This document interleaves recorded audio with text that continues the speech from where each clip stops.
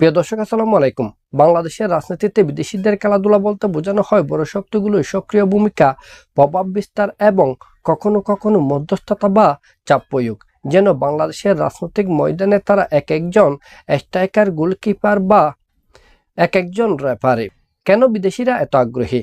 বাংলাদেশ এখন আর শুধুমাত্র একটি উন্নয়নশীল দেশ নয়, বরং এটি একটি কৌশলগত ব্যাটেল গ্রাউন্ড, যেখানে ভূরাজনীতি, অর্থনীতি, কৌশলগত নিরাপত্তা এবং আদর্শের সংঘাত একত্রে মিশে গেছে। যেমন ভূরাজনৈতিক বাস্তবতা, বঙ্গোপসাগরের তীরবর্তী এ দেশটি যুক্তরাষ্ট্র, চীন এবং ভারতের প্রতিযোগিতার কেন্দ্রবিন্দুতে পরিণত হয়েছে।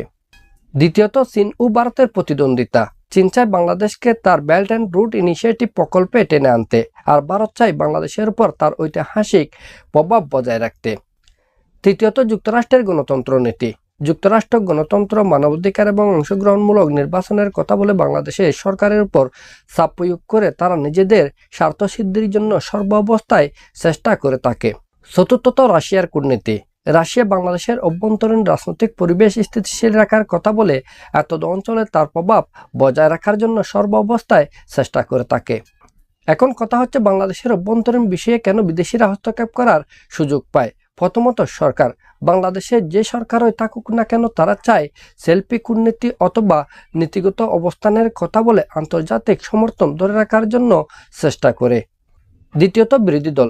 স্বাধীনতোত্তর বাংলাদেশে যারা বিরোধী দলের আসনে আসীন হয়েছে, তাদের প্রত্যেকেই সরকারের বিরুদ্ধে বিদেশিদের নিকট কখনো বা অভিযোগ, আবার কখনো বা লবিং, আবার কখনো বা সরকারের উপর চাপ সৃষ্টি করার জন্য বিদেশিদের কাছ থেকে নানা ধরনের আশা করে থাকে।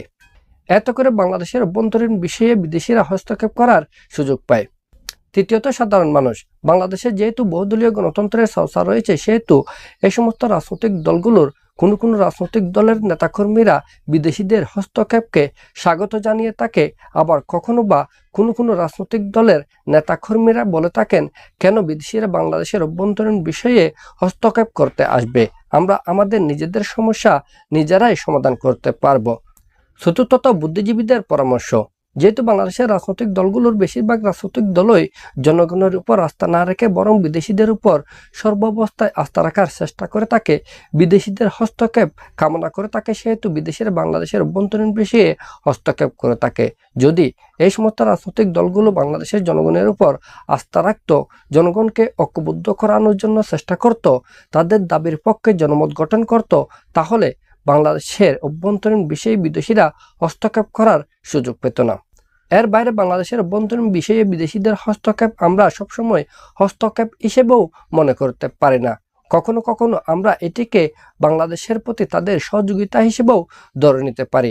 এখন কথা হচ্ছে, বিদেশিদের এই নাক গলানো কখন হস্তক্ষেপ আর কখন সহযোগিতা, সেটিই মুখ্য বিষয়। প্রথমত, সহযোগিতা। যদি বিদেশিদের তৎপরতার ফলে বাংলাদেশে মানবাধিকার, বাকস্বাধীনতা, গণতন্ত্র এবং সুষ্ঠু নির্বাচনের পরিবেশের সৃষ্টি হয়, তখন তা সহযোগিতা হিসেবে আমরা গণ্য করতে পারি। দ্বিতীয়ত, হস্তক্ষেপ। যদি তারা নিজেদের স্বার্থে বাংলাদেশের রাজনৈতিক ভারসাম্য বদলাতে চায়, পরিবর্তন করতে চায়, তখন তা হবে বাংলাদেশের অভ্যন্তরীণ বিষয়ে হস্তক্ষেপ। তবে আমাদের সকলেরও প্রত্যাশা হচ্ছে, আমাদের অভ্যন্তরীণ বিষয়, অভ্যন্তরীণ ঝামেলা আমরা নিজেরাই নিজেদের মধ্যে সমাধান করতে পারবো আলাপ আলোচনার মাধ্যমে, সংলাপের মাধ্যমে। আমাদের অভ্যন্তরীণ বিষয়ে বিদেশিদের হস্তক্ষেপ করার প্রয়োজন নাই।